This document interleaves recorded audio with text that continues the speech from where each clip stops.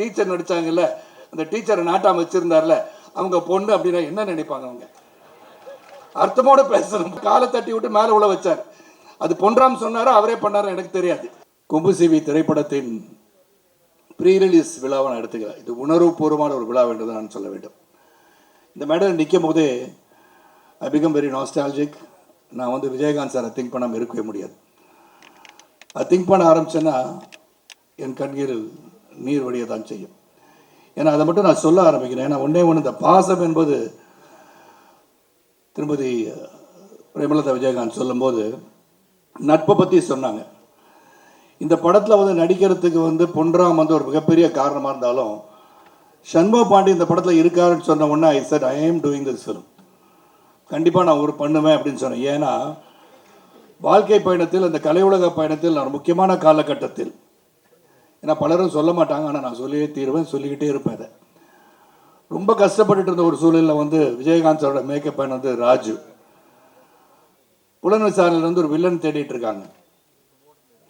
அப்போ ராஜு வந்து நேராக போய் விஜயகாந்த் சார்ட்ட சொல்லி, இந்த தயாரிப்பாளர் வந்து வாட்ட சாட்டமாக இருக்கார், போட்டு மிதிக்கிறதுக்கு நல்லா இருப்பார்னு போய் சொல்லியிருப்பார்னு நினைக்கிறேன்.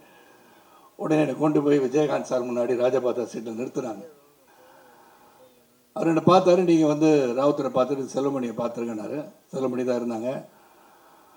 விஜயகாந்த் சார் என்னை பார்க்கும்போதே முடிவு பண்ணிட்டாரு, சரி சரத்குமார் வந்து நடிக்கணும்னு நினச்சிட்டா நினைக்கிறேன். நான் போய் செல்வமணியை பார்க்கும்போது போய் நின்று இந்த வில்லன் வேஷன் பண்ணணும் அப்படின்னாங்க. கண்டிப்பாக சார், எந்த வேஷம் பண்ணுறதுக்கு தான் வந்திருக்கேன்னு சொல்லி நின்னேன். அப்போ ஏதோ பேசிக்கிட்டாங்க, உங்களை பேசிக்கிட்டாங்க. இவர் மீசை இல்லாமல் இருந்தால் எப்படி இருப்பாருன்னு காதில் விழுந்துச்சு. ஒரு 5 நிமிஷம் அதை வந்துடுறசான்னு போனேன். பக்கத்தில் ரோஹிணி லாட்ஜ் இருந்துச்சு, அங்கே ஒரு பார்பர் ஷாப் இருந்துச்சு பக்கத்துலேயே. மீசையை வலிச்சிட்டு போயிட்டு நான் இப்படி தான் சார் இருப்பேன் அப்படின்னு. அன்று துவங்கியே தான் இந்த பயணம். மறக்க முடியாத நிகழ்வு அது.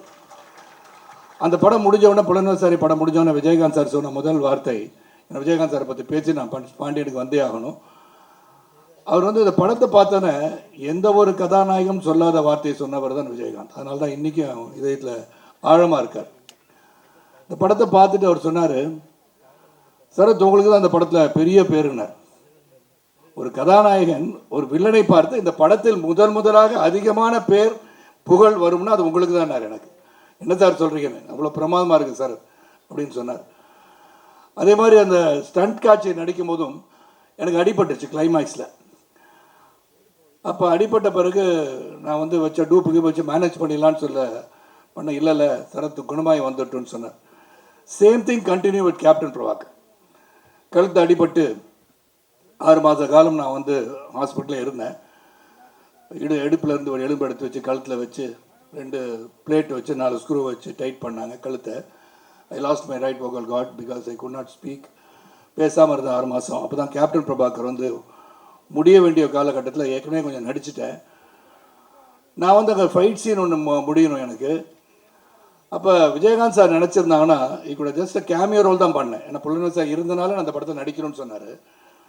அந்த கேமியோ ரோலை எடுத்துட்டு வேறு யாரும் போட்டு படத்தை முடிச்சிருக்கலாம். அங்கே தான் அந்த great personality Vijayakanth still it's just ஆணித்தரமாக அடிச்சு வச்சு நெஞ்சில். அவர் என்ன சொன்னார், சரத் குணமாய் வரட்டுங்க, படம் 6 மாதம் நான் வரல, அப்போ தான் நான் எடுத்து முடிச்சிடுவேன் அப்படின்னாரு. No other hero would have said that. That is the bond I have with Vijayakanth sir. அது வந்து ஒரு ஆழமாக என் மனசில் பதிஞ்சதெல்லாம் ரொம்ப ஆழமாக இருக்கு எனக்கு. அதுக்கப்புறம் தொடர்ந்து அவரோட பயணித்தது, the way he adapts himself, அவருடைய குணம், இதெல்லாம் வந்து சொல்லிக்கிட்டே போகலாம். எல்லாரும் சொல்லிட்டாங்க, சொல்லாதவங்க கூட சொல்லிட்டாங்க. நான் வேறு எதுவும் பேசலை. ஏன்னா அருகே இருந்து பார்த்தவனாக நான் சொல்கின்றேன். அவருடைய திறமை, ஒரு அன்பு, பாசம், இதெல்லாம் வந்து அருகிலிருந்து நான் அனுபவிச்சேன். அது இப்போ அந்த சமயத்தில் தான் பொன்ராம் வந்து படம்லாம் எனக்கு ரொம்ப பிடிக்கும். பொன்ராம் படம் யாருக்கும் பிடிக்காமல் இருக்காது. ஏன்னா இரவு நேரத்தில் அமர்ந்து சிரிக்க வேண்டும் என்று சொன்னால் பொன்ராமோட படத்தை போட்டு சிரிச்சுக்கிட்டே உட்காந்து காமெடியாக அன்று நடந்தவையெல்லாம் மறந்துட்டு ஜாலியாக உட்காந்துருக்கலாம். அவர் படம் வந்து கதை சொல்கிறேன்னு சொன்ன உடனே கதையை கேட்டுட்டு இருந்தேன். சண்முக பாண்டியன் நடிக்கிறாருன்னு சொன்னோன்னே I was very very thrill to act. And Shanmuga Pandian நான் சொல்கிறேன், இன்னைக்கு இந்த மேடையில் சொல்கிறேன், you will become a great star, very big star. அதில் எந்த ஒரு மாற்றமும் எனக்கு தெரியல. நான் படைத்தலைவன் வந்து பார்த்தேன், இந்த படத்துலையும் பார்க்குறேன். இந்த டெடிக்கேஷன், டிசிப்ளின், அப்புறம் வந்து அந்த குணம் இருக்கு இல்லையா, விஜயகாந்த் சாருக்கு ஒப்பிட்டு பார்க்கும்போது Shanmugam, you are still the same person as Vijayakanth. அவர் எப்படி இருப்பாரோ அதே தான். செட்டில் வந்து எந்த பந்தா படகாரும் கிடையாது. நான் இன்னாரோட சன்னு, பிரபாகரோட பிரதர், இதெல்லாம் அங்கே தெரியல. நான் வந்து ஒரு நடிகன், அவ்வளோதான். அங்கே வந்திருக்கேன். என்ன பொன்ராம் சொல்கிறாரோ ஐ பி டைரக்டர்ஸ் ஆக்டர்னு சொல்லி நடித்தார். இந்த படத்தில் பல பேர் நடித்தாங்க. ஏன்னா பொன்ராமன் சொல்லணும்னு நினச்சிட்டோம். இங்கே தாரணிகா பற்றி சொல்லிட்டாங்க. நீங்கள் பாதியில் நினச்சோன்னா ப்ரெஸ் எல்லாம் வேறு மாதிரி நினச்சிருப்பாங்க. பொன்ராம் இந்த மாதிரி நடுவில்லாம் இப்படி சொல்லக்கூடாது. நீங்கள் சொல்லாமல் அந்த டீச்சர் நடித்தாங்கல்ல, அந்த டீச்சரை நாட்டாம வச்சுருந்தார்ல, அவங்க பொண்ணு அப்படின்னா என்ன நினைப்பாங்க? அவங்க அர்த்தமோடு பேசணும். பொன்ராம் இந்த மாதிரி நான் பேசுகிறேன், வேறு மாதிரி தெரியுது. அவங்க நல்லா நடிச்சிருக்காங்க. உண்மையிலே Dharani is got a very good future. ஆனால் இதில் என்ன சொல்லணும்னா, விஜயகாந்த் சார் வந்து எல்லாமே ஆக்ஷன் நல்லா பண்ணுவாங்க. அதில் முக்கியமாக சொல்லணும்னா, என்னோடய ரசிகர்கள் இருக்காங்க இல்லையா, நான் முதலேருந்து படம் முடிக்கும் என்னுடைய அந்த காலகட்டத்தில் ரசிகர்கள் எப்படின்னா, என்னை வந்து பார்க்குற என்னுடைய ரசிகர்கள் என்ன தப்பாக நடிக்கட்டு ஒன்று சொல்லாமண்ணே சொல்லிடுறேன். இந்த விஜயகாந்த் சார் காலத்துக்கு பின்னாடி டொம்மு நடிப்பாருண்ணே, அந்த மாதிரி நீங்கள் காலத்துக்கு அடிக்கணும் நல்லா இருக்கும் அப்படின்னா. டேய் என் படத்தை பற்றி என்னை பற்றி பேசினா விஜயகாந்த் சார் நல்லா கிக் போடுவான்றேன். அந்த அளவுக்கு அவன் உரிமையோடு சொல்கின்ற காலம். இங்கே வந்து சண்முக பாண்டியன் வந்து நல்ல ஒரு கெமிஸ்ட்ரியோட என் கூட மட்டும் நடிக்கலை, தாரியா கூட நடித்தார். அவங்க அம்மா கவனிக்குமாறு சொல்லிக்கொள்கிறேன். நான் இதையும் பற்ற வைக்கல, நல்லா நடித்தாங்கன்னு நான் சொல்கிறேன். அது அந்யோன்யமாக நல்ல பாசமாக அந்த சாங்லாம் பிரமாதமாக கொம்பு சீவி விடுறேன்னு சொல்கிற பிரபா இல்லை கொம்பு சீவி விடல, அந்த கெமிஸ்ட்ரி இருந்தாலும் அந்த காதல் காட்சியெலாம் நல்லா பரவசமாக வரும். நான் ஒரு சீனில் பார்த்தா காலை தட்டி விட்டு மேலே உள்ள வச்சார். அது பொன்ராம் சொன்னாரோ அவரே பண்ணாரோ எனக்கு தெரியாது. அது ஏதோ நல்லா இருந்துச்சானா சீனில் தான் வந்திருக்கு, கமர்ஷியலாக வந்திருக்குன்னு மேடம் சொல்லிட்டாங்க.